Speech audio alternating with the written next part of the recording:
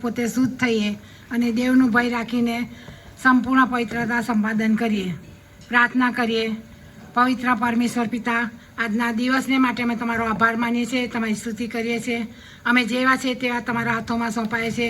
આજનો આ દિવસ તમે અમારા જીવનમાં આપ્યો, તંદુરસ્ત રાખ્યા, તેને માટે પણ તમારો આભાર માનીએ છીએ, તમારી સ્તુતિ કરીએ છીએ. અત્યારે સાંજની વેળાએ પ્રભુ બાપ તમારું નામ લેવાને, તમારી સ્તુતિ આરાધના કરવાને માટે અમે ફળિયાના સભ્યો તરીકે એકત્રિત થયા છે. બીજા પણ જેઓ બહારથી આવ્યા છે, દરેકને પ્રભુ બાપ અમે તમારા હાથોમાં સોંપીએ છીએ. અમારી ખરા મનથી અને ખરા દિલથી તમારી સ્તુતિ આરાધના કરી શકીએ, તમારો મહિમા કરી શકીએ, તે દ્વારા તમને માન મહિમા સ્તુતિ ગૌરવ આપીએ એવી કૃપા તમે થવા દેજો. પ્રભુ બાપ અમે તમારા બાળકો તમારી હજુરમાં આવ્યા છે ત્યારે તમારું ગૌરવ પ્રાપ્ત કરી શકીએ એવી કૃપા તમે અમારા પર થવા દેજો. હવે પછીના આ મિટિંગના સંચાલનને અમે તમારા હાથમાં સોંપતા અમારી આ ટૂંકી નમ્ર રસ સાંભળીને સ્વીકાર કરો બાપ. આમેન. વાત કરો.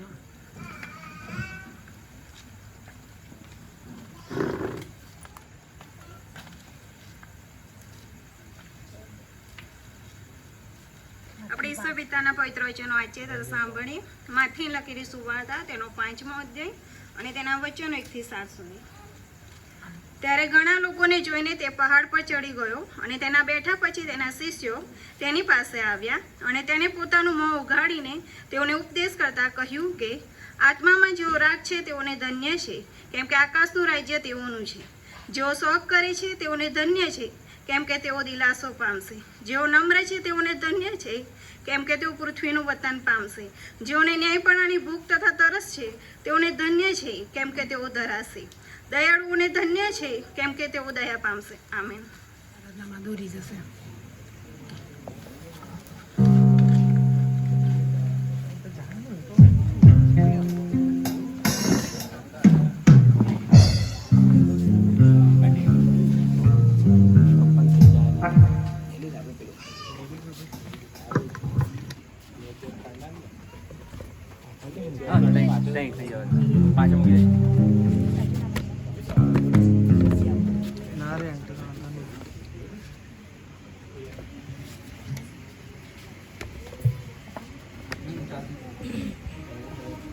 આવો આપણે આપણા સ્થાન પર ઊભા થઈને સ્તુતિ આરાધનામાં જોડાઈએ. ગીતના શબ્દો છે, આજ કા દિન યહોવાને બનાયા હૈ.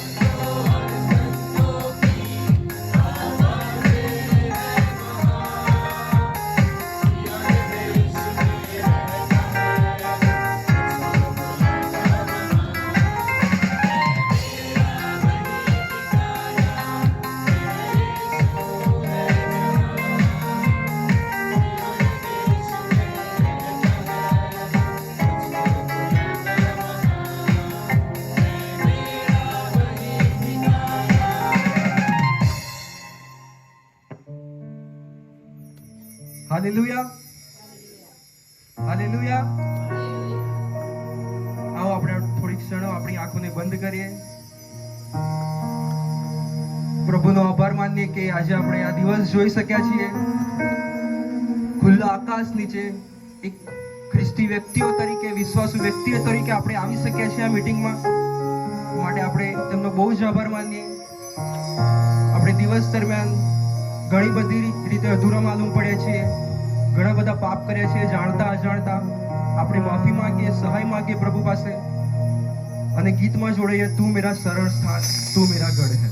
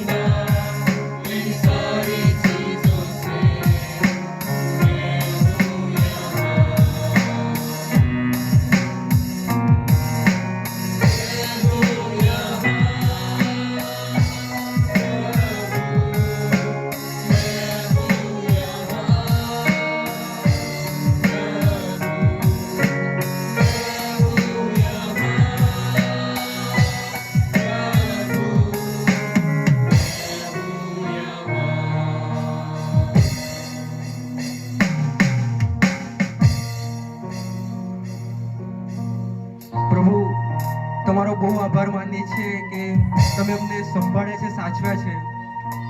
અમારી માંદગીમાં, મુશ્કેલીમાં તમે અમને બળ સામર્થ્ય આપ્યું છે.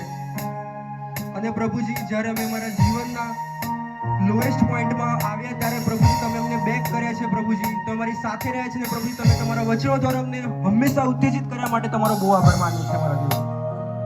અને પ્રભુજી તમારો આભાર માનીએ છીએ પ્રભુજી કે તમે અમારા પાપ બધાને માફ કર્યા અને અમને શુદ્ધ અને પવિત્ર કર્યા માટે પ્રભુજી. Thank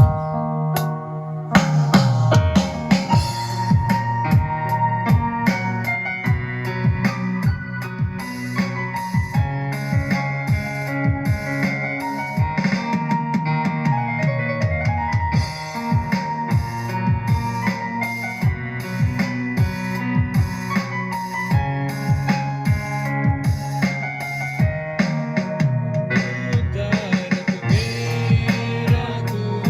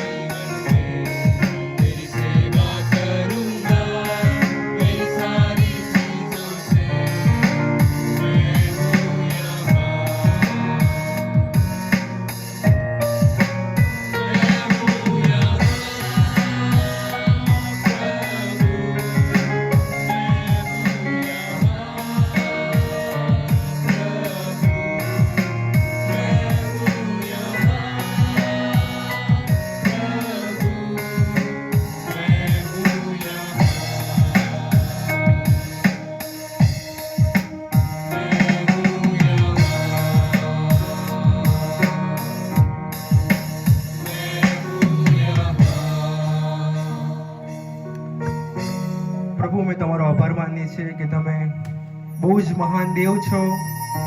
તમે કોપ કરવે ધીમાને દયા કરવે ઉતાવળા એવા દેવ છો પ્રભુ. અને પ્રભુજી અમે તમારી પાસે સહાય માંગીએ છીએ પ્રભુજી કે તમે અમને તમારા વચનોથી વધારે ને વધારે ઉત્તેજિત કરો. અને પ્રભુજી આજના વચનને માટે પ્રભુજી અમે તમારી પાસે સહાય માંગીએ છીએ પ્રભુજી. તમારા સેવક જે પ્રભુ જે વચન લઈને આવી રહ્યા છે અમારી મધ્ય પ્રભુજી, તે પ્રભુજી તમે આશીર્વાદ કરો, તેમનું મુખ બનો પ્રભુજી.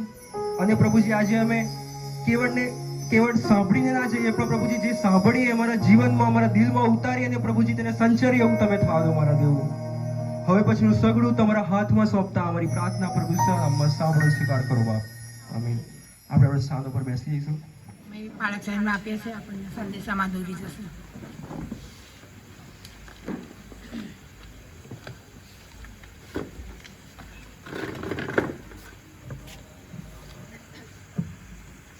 સૌથી પહેલાં પ્રભુનો આપણે પુષ્કળ આભાર માનીએ છીએ કે આજે લેન્ડ સિઝનની 5મી મિટિંગમાં આપણે મળ્યા છીએ.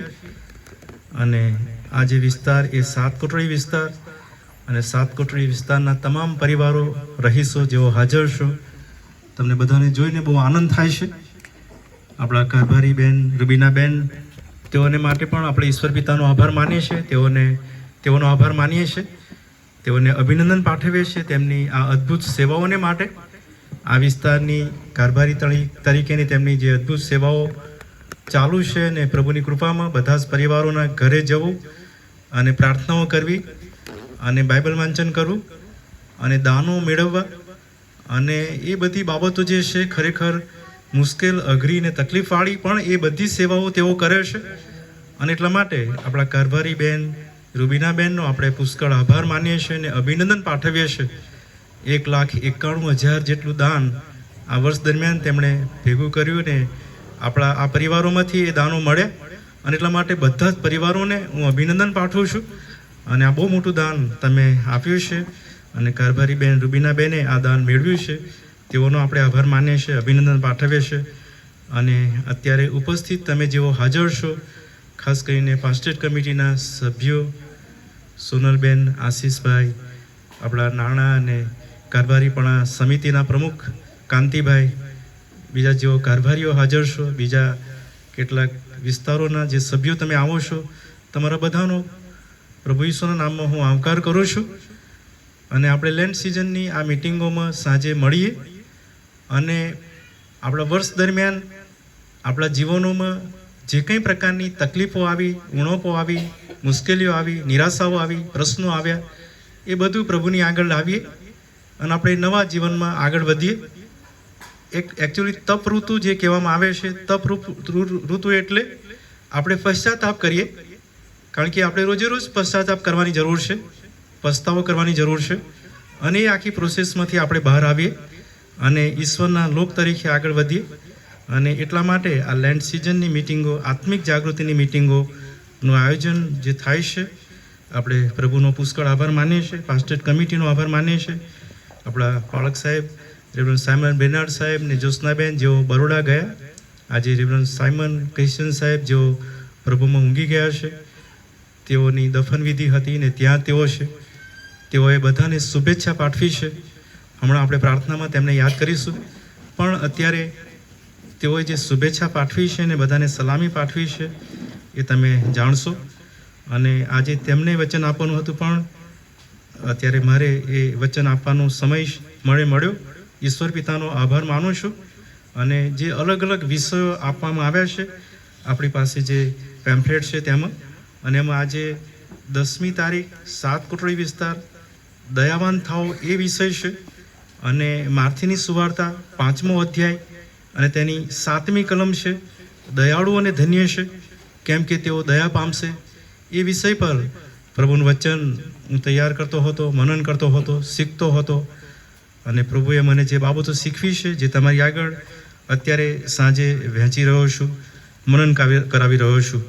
અને મને પેલા શબ્દો યાદ આવતા હતા જે કબીરના શબ્દો હતા, દયા ધર્મનું મૂળ છે, પાપમૂળ અભિમાન, યાની કે ધર્મનો પાયો દયા પર રચાયેલો છે.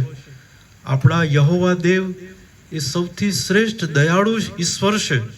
આખા જગત પર તેમની દયા છે તેમની કૃપા છે અને તેમની દયા અને કૃપાથી આ જગત ચાલે છે.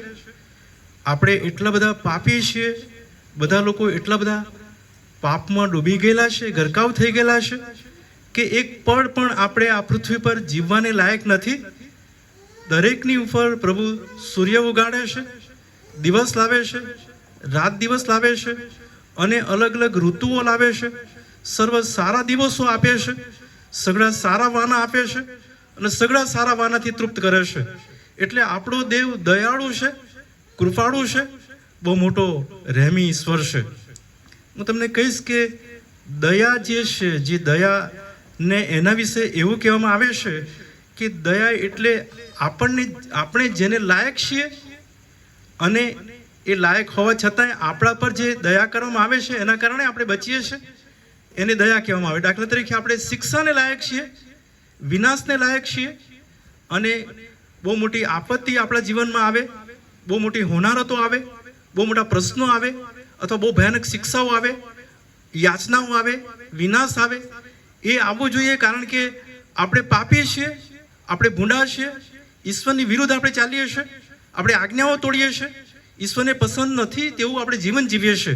અને એટલા માટે પ્રભુની કેવળ દયાના કારણે પ્રભુએ શિક્ષા અટકાવી છે, પ્રભુએ યાચના અટકાવી છે, વિનાશ અટકાવ્યો છે, બધું અટકાવ્યું છે.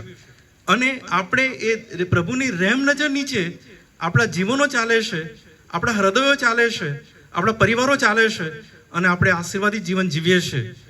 એ મહત્વની બાબત છે. આપણો દયાળુ પ્રભુ બહુ દયા કરી રહ્યા છે, બહુ કૃપા કરી રહ્યા છે, આપણને વૃદ્ધિ આપી રહ્યા છે, આપણા પરિવારોને સુખી કરી રહ્યા છે અને બધી બાબતો આપણે કહી શકીએ. હું તમને કહીશ કે આ જ્યારે હું મનન કરતો હતો અને હું શીખતો હતો ત્યારે મને આ વિધાન જે છે એ દયાની સાથે ક્ષમા આવે છે.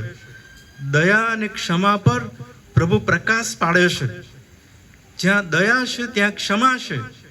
જે લોકો માફી આપે છે અને માફ કરે છે અને તેઓને માફી આપવા, જાણે કે બીજા લોકોની આગળ માફી માંગે છે, એવા લોકો જેઓ નમ્ર છે, જેઓ હૃદયના રાંક મનના છે, જેઓ શોક કરે છે પાપને લીધે, અને એ જે આખી જે સાંકળ છે, એ જે 8 ધન્ય વચનોની સાંકળ છે, શરૂઆતમાં આત્મામાં જેઓ રાંક છે, પછી કહે છે કે જેઓ શોક કરે છે, જેઓ નમ્ર છે, જેઓને ન્યાયપણાની ભૂખ તથા તરસ છે અને જેઓ દયાળુ છે, એ એકબીજાની સાથે સાંકળમાં મળેલા મણકાની માફક એકબીજાની સાથે જોડાયેલા છે. જો મનમાં આપણે દયાળુ બનીએ છીએ, ન્યાયી બનીએ છીએ, રાંક મનના બનીએ છીએ તો ચોક્કસ આપણે બીજાઓને ક્ષમા આપી શકીએ છીએ, બીજાઓને માફ કરી શકીએ છીએ અને બીજાઓની આગળ આપણે માફી માંગી શકીએ છીએ. અને એટલા માટે પ્રભુનું આ જે વિધાન છે, પ્રભુએ જ્યારે આ બાબત કહી ઉપદેશ પહાડ પરના ભાષણમાં, ત્યારે પ્રભુ એ લોકોને એ જણાવવા માંગતા હતા કે દયા અને ક્ષમા પર જે મહત્વની બાબત છે એના પર એ પ્રકાશ પાડે. અને એટલા માટે એવા દયાળુઓને ધન્ય છે કેમ કે તેઓ દયા પામશે. દયા પામશે એટલે જ્યારે ન્યાય શાસન પ્રભુનું આવશે ત્યારે તેઓની પર પ્રભુ દયા કરશે, તેઓની પર પ્રભુ ક્ષમા કરશે, તેઓને પ્રભુ દયાથી બચાવી લેશે. આપણો પ્રભુ, મેં કીધું જે પ્રમાણે ગીત શાસ્ત્ર 103:8 યહોવા દયાળુ તથા કૃપાળુ છે, કોપ કરવામાં તે ધીમો તથા કૃપા કરવામાં તે મોટો છે. તે દયાનું સાગર છે. તે ગરીબો પર એટલે દરિદ્રીઓ પર દયા કરે છે, તે વિધવાઓ પર દયા કરે છે, તે અનાથો પર દયા કરે છે, તે તિરસ્કૃત થયેલા સમાજના લોકો પર દયા કરે છે. એ દરેકના જીવનોને આગળ લાવે છે. હું તમને કહીશ કે હું જ્યારે નાનો હતો, જે ગામડામાં હું રહેતો હતો, એ ગામડામાં અમે જે પ્રકારના લોકો જે જીવન જીવતા હતા, મારા બાપ દાદાઓ જે જીવન જીવતા હતા, એ તિરસ્કૃત થયેલા સામાજિક વ્યવસ્થા, વર્ણ વ્યવસ્થાના સંદર્ભમાં જે બાબતો જોઈએ એવી વ્યવસ્થા ત્યારે મને દેખાતી હતી. જોકે જેમ જેમ મોટો થયો ત્યારે એ આખી વ્યવસ્થામાં ફેરફાર થતો મેં જોયો અને ત્યારે ઘણો બધો મોટો ફેરફાર થઈ ગયો છે. પણ મેં જે જોયું તે સામાજિક જે તિરસ્કાર કરો, સામાજિક જે નીચલા વર્ગને જે રીતે બીજા ઉપલા વર્ગના લોકો જે રીતે જે બાબતો કરે, એવી જે આખી જે રીતભાતો છે, વ્યવહારો છે, વર્તનો છે, એ મારે જોવામાં આવેલું. અને એમાં બહુ મોટો તફાવત પડતો ગયો. કેમ? કારણ કે ઈશ્વરે આપણા પર દયા કરી, ઈશ્વરે આપણા પર રહેમ નજર કરી, ઈશ્વરે આપણને તેમનું નામ આપ્યું, ઈશ્વરે આપણને ઉદ્ધાર આપ્યો, ઈશ્વરે આપણને તારણ આપ્યું. હું એક જગ્યાએ એવી જગ્યાએ હતો કે જ્યાં અમે ખેતરોમાં કામ કરતા હતા અને અમારી થોડી જમીન હતી, એટલે અમે બીજાના ખેતરોમાં જતા હતા અને હું બહુ થોડો સમય એ ખેતરોમાં ગયો, પણ મને મારા પપ્પા મમ્મીને એ રીતે કામ કરતા જોયેલા. એટલે મને ખબર છે કે બીજા જે લોકો હોય, બીજા સવર્ણ લોકો એમના ખેતરોમાં જાય, એમના ખેતરોમાં કામ કરે અને એ જે મજૂરી મળે અને જે બાબતો હોય એમાં ઘર જીવન નિર્વાહ ચાલે. અને એ આખી જે પ્રથા, એ જે બધી બાબતો એને મેં જોયેલી. પણ એમાં જ્યારે ઉદ્ધાર પામ્યો, હું 14 વર્ષનો હતો ને ઉદ્ધાર પામેલો, ત્યારથી ફેરફાર થવા લાગ્યો અને ફેરફાર બહુ જ મોટો થતો ગયો, બહુ જ મોટો થતો ગયો અને તદ્દન આખું પાસું અવળું ફરી ગયું હોય એવું મને લાગે. એને કે ઈશ્વરની એટલી બધી દયા, એટલી બધી કૃપા કે ઈશ્વરને આપણને ટોપ લેવલ પર લાવીને મૂકી દીધા. અને આપણે જે લોકોની નજરમાં આપણે નીચા અથવા તો નાના ગણાતા હતા, એનાથી હવે આપણે ઉપર દેખાવા લાગ્યા. એ લોકો હવે આપણી પાસે આવે, એ લોકો આપણી પાસે પ્રાર્થનાની અપેક્ષા રાખે, એ આપણા ઘરોમાં આવે, આપણી સાથે બેસે અને આપણી પાસે ખાય પીવે અને આપણી સાથે સંબંધો રાખે. એ આખી વ્યવહાર, એ આખી વર્તણ, એ બધી બાબતો હવે મેં જોઈ. મેં અહીં જોઈ એમ નહીં, નડિયાદમાં જોઈ એમ નહીં, અથવા તો સિટીમાં જોઈ એમ નહીં, ગામડામાં જોઈ. જ્યાં ગામડાની જે વ્યવસ્થાઓ જુદી છે ત્યાં મેં જોયું. એ બધા પર જે મોટો ફરક પડ્યો, એ ફરક એ છે કે હું ઉદ્ધાર પામ્યો, હું તારણ પામ્યો. પ્રભુએ મારા પર દયા કરી, પ્રભુએ મારા પર કૃપા કરી. મને જે કૃપાને દયાનો અનુભવ થયો અને હું જે નવા જન્મનો અનુભવ પામ્યો અને એમાંથી મારા જીવનમાં જે ફેરફાર થયો અથવા મારી વર્તણૂકમાં જે ફેરફાર આવ્યો અથવા મારું જીવન જે બદલાઈ ગયું અને હું જે રહેણીકરણીથી રહેવા લાગ્યો, એના કારણે લોકોમાં હું માનપાત્ર બન્યો. લોકો મને માનથી ઉચ્ચારવા લાગ્યા, માનથી બોલાવા લાગ્યા. લોકો મને કહેવા લાગે કે આ વ્યક્તિ આ સારો વ્યક્તિ છે, આ ભલો વ્યક્તિ છે, આ ન્યાયી વ્યક્તિ છે, આ પ્રકારનો વ્યક્તિ છે, એવું એમના મુખ પર આવવા લાગ્યું. એટલા માટે કહું છું કે આટલો મોટો ફેરફાર એટલા માટે બન્યો કે પ્રભુની દયા મારા જીવનમાં આવી, પ્રભુની કૃપા મારી પાસે આવી. કારણ કે આપણો પ્રભુ દયાળુ અને કૃપાળુ છે. તે કોપ કરવામાં ધીમો અને કૃપા કરવામાં ઉતાવળો છે. અને મેં તમને કીધું દયા કે જેને હું લાયક છું, શિક્ષાને લાયક, યાચનાને લાયક અને વિનાશને લાયક, પણ કૃપા એનાથી થોડો ફેરફાર આવે છે કે જેને હું લાયક નથી. કૃપા એટલા માટે કે જેને હું લાયક નથી, જેને કે હું જીવવાને લાયક નથી, હું રહેવાને લાયક નથી, હું આશીર્વાદોને લાયક નથી, હું ખરેખર પ્રભુના એ મહાન આશીર્વાદોને લાયક તો છું જ નહીં, છીએ જ નહીં. પણ પ્રભુએ એમની કૃપા કરીને આપણને ઉદ્ધાર આપ્યો, જીવન આપ્યું, આશીર્વાદો આપ્યા, બધા જ પ્રકારની સુખ સવલતો આપી, બધા જ પ્રકારે આપણને સ્ટેટસ આપ્યું, આપણને માન આપ્યું અને એક મોભો, એક દરજ્જો આપણને આપ્યો. અને એટલા માટે દેવની દયા, દેવની કૃપા જે આપણા જીવનમાં આવી, એ મેં અનુભવ્યું અને હું માનું ત્યાં સુધી તમે બધાએ એ અનુભવ્યું હશે. દયાળુ વિશે દયાના જે ગુણ છે, પ્રભુ સ્વયં દયાળુ છે. મેં તમારે આગળ કીધું એ પ્રમાણે ગીતશાસ્ત્ર 103:8 એ દયાનો સાગર છે. એ દરેકના ઉપર દયા કરે છે. એ ખાસ તો ગરીબો ઉપર, અનાથો ઉપર, તિરસ્કૃત થયેલા સમાજના નીચલા વર્ગો ઉપર અને આપણા ગુજરાતમાં જે નીચલા વર્ગો એ બધા ઉપર આવ્યા એનું કારણ એ છે કે પ્રભુની કૃપાથી એ બધા વર્ગો ઉપર આવી ગયા અને બધા વર્ગો સુખી થયા અને બધા વર્ગો સારી સ્ટેટસ, સારા મોભો, માન મર્તબા પર આવી ગયા. અને એ પ્રભુની અદ્ભુત કૃપા હતી, દયા હતી અને ઈશ્વરની એ દયાનો એ અદ્ભુત ગુણ હતો.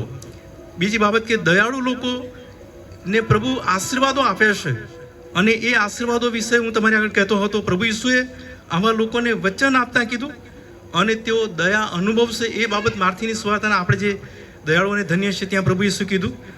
ગ્રીક ભાષામાં જે શબ્દ છે એલિયોસ, જેનો અર્થ થાય છે દયા, કરુણા, સહાનુભૂતિ, અનુકંપા, એ બધો એનો મિનિંગ થાય છે. લુકની સુવાર્તા 6 અધ્યાય અને 36મી કલમ જો તમે વાંચો તો ત્યાં લખવામાં આવ્યું છે તે પ્રમાણે, માટે જેવો તમારો બાપ દયાળુ છે તેવા તમે પણ દયાળુ થાઓ. યાની કે જે પ્રભુએ આપણા પર દયા કરી છે એ દયા, પ્રભુ આપણને જે આશીર્વાદ આપે છે, આપણે બીજાઓને પર દયા કરીએ. અથવા આપણે જે બીજાઓની પર આપણે સહાનુભૂતિ દર્શાવીએ અથવા આપણે બીજાઓની પર કરુણા કરીએ અને અનુકંપા ભર્યું જીવનથી જીવીએ, બીજાઓને માટે આપણે દયાની નજરથી નીચે નિહાળીએ, દયાભાવ રાખીએ, એ પ્રભુ આપણી પાસે માંગે છે. અને એટલા માટે દયાળુ લોકોને પ્રભુ આશીર્વાદ આપે છે અને એ આશીર્વાદ હવે આપણે વહેંચવાનો છે. જેમ આગળના કલમોમાં 5મા અધ્યાયની આગળની કલમોમાં લખવામાં આવ્યું છે, તમે જગતનું મીઠું છો, તમે જગતનું અજવાળું છો. એ મીઠું એ સ્વાદિષ્ટ કરે છે અને એ અજવાળું જગતમાં અંધારામાં પ્રકાશ છે. તેમ આપણે સમાજમાં હવે પ્રભુના જે દયા, પ્રભુની જે કૃપા છે, જે આપણે પામ્યા છે, એ લોકોની આગળ રજૂ કરવાની છે. અને એટલા માટે એવી દયા, એવી કૃપા કે જે પ્રભુએ આપણા પર કરી છે અને એ જ કૃપા અને દયા આપણે બીજાઓની પર કરીએ. દયાનું ફળ ન્યાય, દયાનું ફળ એ ન્યાય સમય મળે છે, ન્યાય શાસન સમય મળે છે. યાની કે જેઓ દયાળુ છે તેઓના પર દયા કરવામાં આવશે એ ન્યાય શાસનના સમયે. અને યાકૂબનો પત્ર તેનો 2 અધ્યાય તેની 13મી કલમમાં લખ્યું છે તે પ્રમાણે, કેમ કે જેણે દયા નથી રાખી તેનો ન્યાય દયા વગર થશે, તેનો ન્યાય દયા વગર થશે, પણ ન્યાય પર દયા વિજય મેળવે છે. યાની કે પ્રભુનું વચન એ પ્રમાણે આપણને દર્શાવે છે કે ન્યાયના સમયે આપણે આપણા પર દયા કરવામાં આવશે, પ્રભુ આપણને ન્યાયી ગણશે, પ્રભુ આપણને ક્ષમા કરશે, પ્રભુ આપણને માફી આપશે અને આપણે એ સમયે પ્રભુની સમક્ષ ઊભા રહેવાને લાયક ઠરીશું. કેમ? કારણ કે ઈશ્વરે જે આપણા પર દયા કરી અને એ દયાના પરિણામે આપણે બીજાઓની ઉપર પણ દયાભાવ રાખીએ છીએ અને એ બાબત પ્રભુ યાદ રાખે છે. દયા કેમ મહત્વની છે એ વિશે પણ હું નોંધ કરતો હતો અને એ વિશે હું શીખતો હતો. અને એમાંથી 3 કે 4 બાબતો તમારી આગળ કહીશ. એમાં પહેલી જે બાબત છે, દયાથી સંબંધો મજબૂત બને છે. પહેલી બાબત, માફી આપવી અને માફી માંગવી, એ બંને બાબતો આપણા જીવનમાં જ્યારે આવે છે ત્યારે આપણે બીજાઓની સાથેના પ્રેમભાવમાં વધીએ છીએ, શાંતિ સ્થપાય છે, એક સાથે હળીમળીને ચાલવાની ભાવના ઉત્પન્ન થાય છે અને આપણે એ પ્રકારે આગળ વધીએ છીએ. યાની કે પ્રભુને એ ખબર છે કે જો આ માફી માંગશે તો સામે વ્યક્તિ માફ કરશે, અથવા જો એ સામે વ્યક્તિ માફી આપશે તો આ જે ભાવો છે અથવા આ જે લાગણીઓ છે અથવા જે હૃદયની જે બાબતો છે, એક મનથી એક દિલથી હળીમળીને ચાલવાની સંભાવના વધશે અને સંબંધો મજબૂત બનશે. અને એટલા માટે જે મહત્વની બાબત છે, દયા, માફી, ક્ષમા, એ શાંતિ વધે છે, પ્રશ્નો ઘટે છે, પ્રેમભાવ વધે છે, હળીમળીને ચાલવાનું, હળીમળીને રહેવાની આખી રીતભાત બને છે. અને એટલા માટે પહેલી જે બાબત છે, દયા કેમ મહત્વની છે, એમાં દયા એ સંબંધોને મજબૂત કરે છે. બીજી બાબત, દયા એ સમાજ માટે બહુ જરૂરની બાબત છે. જો બધા દયાળુ બને તો દુશ્મની રહે જ નહીં અને બદલો આપવાની કે લેવાની ભાવનાઓ મટી જતી હોય છે. ઈર્ષા અને અદેખાઈ એવા નાના નાના ઘણા બધા પ્રકારના પાપો એ ત્યાં સમેટાઈ જાય છે, દુશ્મની ઘટી જાય છે, દુશ્મની રહેતું નથી અને મોટા ભાગના દુઃખો ત્યાં નીકળી જાય છે. બધા દુઃખોના નિવડો આવી જાય છે અને બધા પ્રશ્નોનો અંત આવી જાય છે. અને એટલા માટે દયા સમાજ માટે બહુ જરૂરી છે. દરેક સમાજમાં હળીમળીને લોકો જ્યારે રહે, સમાજમાં એકબીજા સાથે ભાઈચારામાં લોકો રહે, સામાજિક રીતે પડોશી સાથેના સંબંધમાં દયાભાવ રાખે, ન્યાયથી જીવન જીવે, ત્યારે સંબંધો એકદમ મજબૂત બને છે. એકબીજાની પડખે રહેવું, એકબીજાની સાથે રહેવું, એકબીજાના દુઃખના સહભાગી બનવું, એકબીજાની સાથે દોડીને જવું, એ દયાભાવથી આવતી બાબતો છે. એ કૃપા એ ઈશ્વર તરફથી આવતી કૃપા છે અને એમાં દયા ભાવ છે. અને એ પ્રકારની જે આખી વ્યવસ્થા એ સમાજમાં જ્યારે આવે છે ત્યારે આપણે હળીમળીને ચાલીએ છીએ, ભાઈચારામાં રહીએ છીએ, એકબીજાની સાથે સંબંધો વધે છે અને સામાજિક સંબંધોમાં પડોશીઓ સાથેના સંબંધો વધારે મજબૂત થાય છે. અને હું તમને કહીશ કે સામાજિક પડોશીઓ સાથેના જ્યારે સંબંધો મજબૂત થાય છે ને, ત્યારે આપણા વર્તનો, આપણા વ્યવહારો, આપણા વલણો, આપણા જીવનો એ બધામાં બહુ મોટો તફાવત આવી જાય છે, બહુ મોટો ફેરફાર આવી જાય છે. આપણે એકબીજાની વગર રહી શકતા નથી, એકબીજાની સાથે સંબંધોમાં આગળ વધીએ છીએ અને એકબીજાને માન આપીએ છીએ. ઘણી બધી બાબતો એમાં છે અને એટલા માટે દયા સમાજ માટે બહુ જરૂરની બાબત છે. ત્રીજી બાબત, દયાથી આપણું હૃદય કોમળ, મૃદુ અને બહુ નાજુક બને છે. હું તમને કહીશ કે ગર્વ, અભિમાન અને સ્વકેન્દ્રિતપણું ત્યાં દૂર થાય છે, અહમ દૂર થાય છે. આપણે એકબીજાની સાથે કોઈ પ્રકારના લગાવ અથવા કોઈ પ્રકારની જે સ્થિતિ છે એમાં આપણે એમાંથી બહાર નીકળી જઈએ છીએ, અથવા એ પ્રકારની જે સ્થિતિ છે એમાં આપણા હૃદયમાં જે સભાનતા ઉત્પન્ન થાય છે, કોમળતા ઉત્પન્ન થાય છે, મૃદુતા ઉત્પન્ન થાય છે, અને એ પ્રકારની જે બાબત બને છે એ દયાભાવથી બને છે. અને એના કારણે એકબીજાની સાથે બહુ કોમળતાથી, નરમાશથી, નમ્રતાથી વાતચીત કરી શકીએ છીએ, ખુલ્લાપણું નિહાળી શકીએ છીએ, ખુલ્લાપણાનો ભાવ ત્યાં ઉત્પન્ન થાય છે. અને એ પ્રકારની આખી જે રીતભાત આવે છે એ દયાભાવથી આવે છે. અને એ પ્રકારનું થવું જોઈએ, કારણ કે આપણે ખ્રિસ્તી લોકો છે. પવિત્ર આત્માના ફળોમાં દયાને પણ માન આપવામાં, એ ફળ પણ ત્યાં છે. નમ્રતા, દયા, પ્રેમભાવ, શાંતિ, આનંદ, એ બધી બાબતોમાં ત્યાં છે. અને આપણે પવિત્ર આત્માના ફળો પામેલા લોકો, ખ્રિસ્તી વિશ્વાસી લોકો છીએ. આપણી પાસે એ પવિત્ર આત્માનું ફળ હોવું જોઈએ. આપણે બીજાઓ પર દયા કરવી જોઈએ. અને એ પ્રકારે આપણા હૃદયો કોમળ, નમ્ર અને મૃદુ એવા બનાવવા જોઈએ. અને એ પ્રકારે જ્યારે આપણે બનીએ છીએ ત્યારે પ્રભુ આપણને આશીર્વાદો આપે છે. કેવી રીતે દયા દાખવી જોઈએ એ વિશે જ્યારે હું વિચારતો હતો અને હું શીખતો હતો, તો જ્યારે શત્રુઓ માટે આપણે પ્રાર્થનાઓ કરીએ છીએ અથવા બીજાઓ માટે આપણે પ્રાર્થનાઓ કરીએ છીએ, ત્યારે આપણા મનમાં જે ભાવ ઉત્પન્ન થાય છે, અથવા આપણા વેરીઓ માટે આપણે પ્રાર્થનાઓ કરીએ છીએ, ત્યારે આપણા મનમાં જે પ્રકારની લાગણીઓ ઉત્પન્ન થાય છે એ ઈશ્વરીય લાગણીઓ, એ પવિત્ર આત્માની લાગણીઓ ઉત્પન્ન થાય છે. અને પ્રભુ ઈસુએ આપણા માટે એ પ્રમાણે વચન આપતા માર્થીની સુવાર્તા 5મા અધ્યાયની 44મી કલમમાં કીધું, પણ હું તમને કહું છું કે તમારા વેરીઓ પર પ્રીતિ કરો, ને જેઓ તમારી પૂંઠે લાગે છે તેઓને સારું પ્રાર્થના કરો. અને એટલા માટે એવા લોકોને માટે આપણે પ્રાર્થનામાં યાદ કરીને પ્રભુની આગળ જઈએ છીએ, ત્યારે આપણા હૃદયમાં જે ભાવ ઉત્પન્ન થાય છે, આપણા મનમાં જે ભાવ ઉત્પન્ન થાય છે, એ બહુ જ પ્રેમાળ ભાવ ઉત્પન્ન થાય છે, લાગણીવશ ભાવ ઉત્પન્ન થાય છે. અને ત્યાં શત્રુતા મટી જાય છે, ત્યાં વેરભાવ ચાલ્યો જાય છે. એવા લોકોને આપણે આગળ કરવા પ્રયત્ન કરીએ છીએ. અને એવા લોકો આપણા દુશ્મન હોઈ શકે નહીં. જૂના કરારમાં યુનાનું પુસ્તક આપણને યાદ છે. યુના એ નિનવેમાં જવા રાજી નહોતો, કારણ કે નિનવેના લોકો એ યુના અને યુનાના લોકો માટે દુશ્મનો હતા. અને એટલા માટે યુનાના મનમાં એ હતું કે હું પ્રભુ તારું વચન લઈને એ લોકોની પાસે, દુશ્મનોની પાસે કેમ જાઉં, કારણ કે તું તો અમારો પ્રભુ છે, એમનો નહીં. અને એટલા માટે પ્રભુએ તેને બહુ મોટો પાઠ શીખવ્યો, કે છે કે હું તારો કે તારા લોકોનો પ્રભુ છું એમ નહીં, હું તો તારા દુશ્મનોનો પ્રભુ છું. કારણ કે એ લોકોને મેં બનાવ્યા અને તમને મેં બનાવ્યા, તમને સ્પેસિફિક જવાબદારી સોંપી એ લોકોને માટે. એટલા માટે હવે તારે ત્યાં જવું પડશે. અને જતો નહોતો માટે આપણે જાણીએ છીએ, યુનાનું પુસ્તક આપણને બધી ખબર છે કે કેવી સ્થિતિમાંથી માછલીના પેટમાં અને બેટમાં ફેંકી દેવામાં આવે, અને પછી ત્યાંથી એ ગયો નિનવે, અને ત્યાં જઈને એણે પ્રભુનું વચન પોકાર્યું. પણ હું તમને કહીશ કે પ્રભુ કે તારા દુશ્મનો એ મારા દુશ્મનો નહીં. તું જે લોકોને દુશ્મન માને છે એ લોકો તો મારા લોકો છે. એ લોકોને માટે મેં તને જવાબદારી સોંપી છે કે તું તેઓની પાસે જા, તું તેઓની પર દયાભાવ કર, તું તેઓને માટે પ્રાર્થના કર. જો તું એવું કરતો નથી તો તું મારી વિરુદ્ધ છું. અને પ્રભુની વિરુદ્ધ જે વ્યક્તિ જાય છે એને કેવી પરિસ્થિતિઓમાંથી પસાર થવો પડે છે. યુનાને સમુદ્રમાં માછલીના પેટમાં 3 રાત દિવસ રહેવું પડ્યું.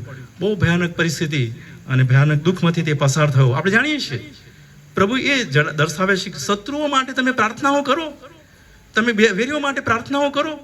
કારણ કે તમારો શત્રુ જે એક ગાલ ધરે છે, એક ગાલ પર તમાચો મારે છે, તો બીજો ગાલ તમે ધરો. કારણ કે એ કરવાની બાબત પ્રભુ આપણને શીખવે છે.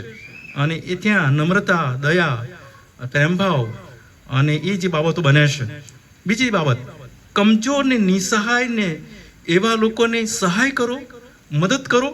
ગલાતી 6:2 પ્રમાણે એવા લોકો કે તમે એકબીજાના પર ભાર ઉંચકો, એકબીજાના ખ્રિસ્તના નિયમને સંપૂર્ણ કરો. હું તમને કહીશ કે પ્રેમથી કોઈ મોટો નિયમ નથી. હું પ્રભુનું વચન એ પ્રમાણે કહે છે, પ્રીતિ પાપના પૂંજને ઢાંકે છે. યાની કે જે લોકો નમ્ર છે, જે લોકો પ્રેમાળ છે, જે લોકો દયાભાવ રાખે છે, તેઓને માટે તેઓ એકબીજાના ભાર ઉંચકે છે, એકબીજાની સાથે રહીને એકબીજાનો બોજો હળવો કરે છે, એકબીજાના દુઃખના સહભાગીયા બને છે, એકબીજાની સાથે ચાલે છે, એકબીજાની સાથે રહેશે, અને એકબીજાને દિલાસો આપવા પ્રયત્ન કરે છે, હિંમત આપવા પ્રયત્ન કરે છે, હૂંફ બને છે, આશ્રય બને છે. ઘણી બધી બાબતો આપણે એમાં કહી શકીએ. એકબીજાના ભાર વહેંચવા એવું પ્રભુને પસંદ છે. પ્રભુ તેમના લોકોની આગળ એ પ્રેમ પ્રગટ કરે છે કે તમે એકબીજાના ભારને ઉંચકો, વહેંચો. સહિયારું જીવન કિબુજ, હિબ્રુ લોકોનું સહિયારું જીવન કિબુજ એ હિબ્રુ ભાષાનો શબ્દ છે કે એ લોકો એક રસોડે જમે, એક ખેતરમાં કામ કરે, એક સાથે રહે, એક સાથે એમની વહેંચણી, એમની ફાઇનાન્શિયલ જે સ્થિતિ છે એક સાથે એ લોકો વહેંચણી કરે, એક સાથે જીવન, એક સહિયારું જીવન કિબુજ. આજે પણ ત્યાં ઇઝરાયલમાં કેટલાક એવા ગામડાઓ છે કિબુજ કે જે સહિયારું જીવન જીવે છે, સહિયારી રીતે રહેશે, પ્રેમભાવ છે, દયાભાવ છે, નમ્રતા છે, દરેકને માન આપવામાં આવે છે. ત્યાં રાષ્ટ્રપતિ કામ કરે અને વડાપ્રધાને કામ કરે અને મંત્રીઓએ કામ કરે. ત્યાં બધા એક સરખા છે. કોઈ ફર્સ્ટ કેટેગરીનો ક્લાસ 1 ઓફિસર હોય, કોઈ 4th ક્લાસનો વર્ગનો કર્મચારી હોય, એ બધા સરખા, એ બધાને માટે સરખો નિયમ. અને એ જે આખી જે બાબત છે ત્યાં જે બાબત લખવામાં આવી છે તે પ્રમાણે દયાભાવ, એકબીજાની સાથે ભાવ ઊંચકવાની બાબત, એ ગલાતી 6 અને 2 પ્રમાણે એકબીજાના ભાવ ઊંચકો અને ખ્રિસ્તનો નિયમ સંપૂર્ણ રીતે તમે પાળો, એ પ્રભુનું વચન છે. ત્રીજી બાબત ત્યાં લખવામાં આવી છે તે પ્રમાણે બોલવામાં અને વ્યવહારમાં નરમાઈશ રાખો. આપણા બોલવા દ્વારા ઘણી વખત આવેગી મનથી બોલીએ, ક્રોધી મનથી બોલીએ, કેટલાક ભાવો આપણે ઉત્પન્ન કરીએ કે સામી વ્યક્તિને એવું લાગે કે આ મને માન આપતો નથી અથવા મારી સાથે આ પ્રકારનું વર્તન કરે છે, અથવા એ જે બાબતો કોલોસીના પત્રના 3 અધ્યાયની 12મી કલમ પ્રમાણે એ માટે પવિત્ર તથા વાલાઓ દેવના પસંદ કરેલાની ઘટે તેમ દયાળુ હૃદય, મમતા, નમ્રતા, વિનય તથા સહનશીલતા પહેરો. પ્રભુએ આપણને એ બાબત કીધી, નમ્રતા અને સહનશીલતા ભર્યું જીવન જીવવાની બાબત કહી છે. અને જો આપણે એ પ્રમાણે કરીએ છીએ તો આપણે બોલવા ચાલવામાં, વ્યવહારિકતામાં આપણે મૃદુભાષી બોલીએ છીએ, આપણે બીજાનું ભલું કરવા પ્રયત્ન કરીએ છીએ, બીજાને દુઃખ લાગતું નથી પણ આપણે બધું એમને કહીએ પ્રયત્ન કરીએ છીએ, એમની સાથે રહેવા પ્રયત્ન કરીએ છીએ. એ બહુ જરૂરનું છે. આપણી વાણી, આપણો વ્યવહાર, આપણું વર્તન એ બહુ મહત્વની બાબત બની જાય છે. તેમજ એ નમ્રતા આવે છે, તેમજ એ કોમળતા આવે છે, તેમજ એ મૃદુ ભાષા આવે છે, એ બહુ અગત્યની છે. અને એ પ્રમાણે આપણે જીવન જીવીએ અને એ પ્રમાણે કરીએ છીએ તો આપણે દયાળુ હૃદયના બનીએ છીએ. ચોથી જે બાબત મને શીખવાની મળી તે માફી આપતા શીખો અને માફ કરો. અને બીજા લોકો આપણને માફ કરે એના માટે માફી માંગો. માર્થી સુવાર્તા 18મો અધ્યાય 21 ને 22માં પ્રભુ ઈસુને સંત પિત્તરે એવું કીધું કે હું મારા ભાઈને કેટલી વાર માફ કરું? 7 વાર? તો પ્રભુ ઈસુએ ત્યાં જવાબ આપતા કીધું કે 70 ગણી 7 વાર તું માફ કર. યાની કે વારંવાર તું માફ કર. યાની કે તું તારા ભાઈને તું સાઈડ પર કરી દઈશ નહીં, તેને માફી આપ, કારણ કે મેં તને માફ કર્યું છે. હું વારંવાર તને માફ કરું છું, હું દરરોજ તને માફ કરું છું, તું દરરોજ મારી પાસે માફી માંગે છે, તું દરરોજ તારા જીવનમાં આ પ્રમાણે વર્તે છે ને હું તને માફ કરું છું. તારા ભાઈને પણ તું એ પ્રમાણે કર. યાની પ્રભુ સંત પિત્તને શીખવા માંગતા હતા 70 ગણી 7 વાર એટલે વારંવાર તું તેને માફ કર. અને એ જે માફી આપવાની જે બાબત છે એ આપણા જીવનમાં આવે તો સાચા પ્રભુના શિષ્ય તરીકે દયાભાવવાળા આપણે લોકો બનીએ છીએ. અને એટલા માટે પ્રભુ ઈસુ જ એ શ્રેષ્ઠ એક ઉદાહરણ છે. તેમણે વજસ્તંભ પર તેમના મસ્કરી કરનાર, તેમનો વિરોધ કરનાર, તેમની ઠઠ્ઠા મસ્કરી કરનાર, તેમના વિરોધીઓને માટે તેમણે પ્રાર્થના કરી, પ્રભુ તેઓ શું કરે છે તેઓ જાણતા નથી, તું તેઓને માફ કર. એ જે શબ્દો ભલા સમરૂનું દ્રષ્ટાંત પ્રભુ ઈસુએ આપ્યું લુકની સુવાર્તાના 10મા અધ્યાયની 25 થી 37 કલમની અંદર, એમાં પેલો ભલો સમરૂની લૂંટારાના હાથથી ઘવાયેલો પેલો મુસાફર કે ભલા સમરૂને તેને સારવાર કરી, એના પર દયા આવી, કરુણા આવી અને એણે ત્યાં એ બધી બાબતો આપણે જોઈએ છે. અને એ પ્રભુ ઈસુએ દ્રષ્ટાંતમાં કીધું કે તું બીજાઓ પર દયા કર. પ્રભુ ઈસુ એ દયાળુ હતા. પુનર્નિયમના પુસ્તકના 6થા અધ્યાયની 4થી કલમમાં પ્રભુનું વચન ત્યાં ઇઝરાયેલ લોકોને આપવામાં આવ્યું છે. તે પ્રમાણે ત્યાં કહે છે કે તું તારા પૂરા અંતઃકરણથી, તું તારા મનથી, તું તારા પૂરા બળથી તું બીજાઓ પર પ્રીતિ કર. અને વજસ્તંભ પર પ્રભુએ જે પ્રાર્થના કરી એ આપણને બહુ મોટી બાબતો પદાર્થપાઠ શીખવી જાય છે. અને હું તમને કહીશ, મધર ટેરેસા કે જેઓ આજીવન કોલકાતાની અંદર ગરીબો માટે, અનાથો માટે, રક્તપિત્યાઓ માટે પોતાનું જીવન જીવીને આખું જીવન પૂર્ણ કરી દીધું. તેઓ જે આશ્રમમાં તેમણે જે સ્થાપ્યો ત્યાં રક્તપિત્યા લોકો હતા, ત્યાં ગરીબ લોકો હતા, ત્યાં બીમાર લોકો હતા, તેઓની તે સારવાર કરતા, સેવાઓ કરતા, અને પ્રભુ તેમને બહુ મોટા આશીર્વાદો આપ્યા. આપણે જાણીએ છીએ મધર ટેરેસા વિશે ઘણી બધી બાબતો કહી શકીએ, પણ હું તમને કહીશ કે જો આપણે દયાભાવ રાખીએ છીએ તો આપણે દયા પામીશું. પ્રભુનું વચનની પ્રમાણે કહે છે, દયાળુ અને ધન્ય છે કેમ કે તેઓ દયા પામશે. અને આપણે જેઓ અહીંયા બેઠેલા છે, આપણે બધા જ્યારે આ પ્રભુનું વચન જાણીએ છીએ, સાંભળીએ છીએ, ત્યારે પવિત્ર આત્માનું એ ફળ છે, ખ્રિસ્તી વિશ્વાસી વ્યક્તિના હૃદયમાં, જીવનમાં એ ફળ હોવું જોઈએ.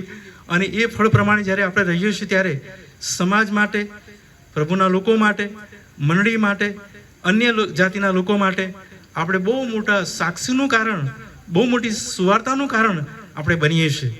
કોઈક પ્રભુના સેવક આ પ્રમાણે કહેશે કે સંદેશો આપવા કરતાં જીવનના વ્યવહારો અને વર્તનો અને વાણીથી જે બાબતો બને છે એ સંદેશા કે ઉપદેશ કરતાં પણ વધારે આશીર્વાદિત ને બહુ જ અસર કરતા બને છે.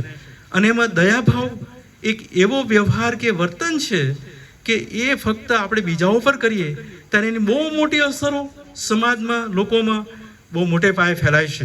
અને એના કારણે પ્રભુ આપણને આશીર્વાદ આપે છે, એના કારણે આપણે સંબંધો મજબૂત થાય છે, એના કારણે આપણે વધારે ને વધારે આશીર્વાદિત થઈએ છીએ.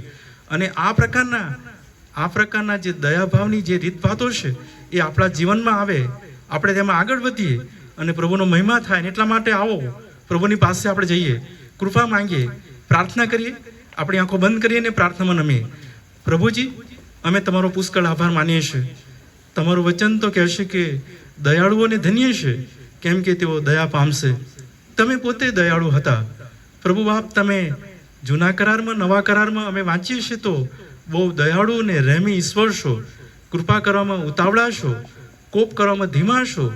દરેકની સાથે તમે દયાભાવથી, નમ્રતાથી તમે અમારી સાથે વ્યવહાર કરો છો.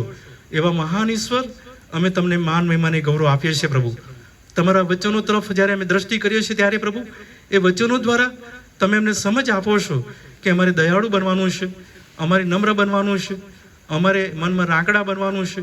અને અમે પ્રભુ બીજાઓને માટે સહાનુભૂતિ અને બીજાઓને માટે નરમાશભર્યું જીવન અને મૃદુ જીવન અને તમને પસંદ પડે તેવું જીવન અમારે જીવવાનું છે.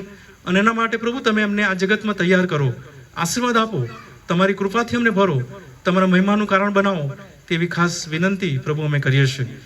અને ખાસ કરીને પ્રભુ અમારા આંતરિક જીવનોને તમે જાણો છો, અમારા જીવનમાં રહેલા વિચારોને તમે જાણો છો, વ્યવહારોને તમે જાણો છો, વર્તણૂકને તમે જાણો છો. પ્રભુ અમારા વ્યવહારો, વર્તણૂક, અમારી વાણી, અમારા વિચારો એ બધું તમારી આગળ મૂકીએ છીએ પ્રભુ.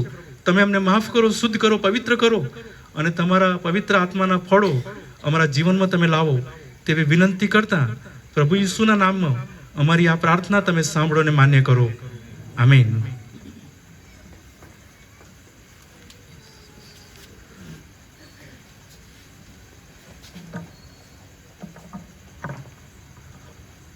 સુંદર સંદેશાને માટે સાહેબનો આભાર માનું છું.